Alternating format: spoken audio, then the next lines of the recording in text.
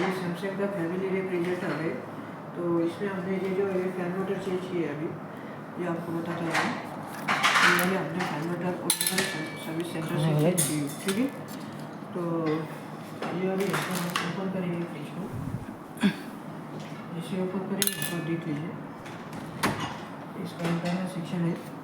यहाँ पर ऊपर के सेक्शन में कूलिंग कॉइल ली हुई है छोटी सी, और यहाँ पर ये फिल्टर रेवा है, और यहाँ आइस मास्टर रेवा है, और यहाँ इसके ऊपर फंक्शन है, ठीक है। तो अभी हम यहाँ पर ये फिट करने के बाद आपको पूरा बताते हैं।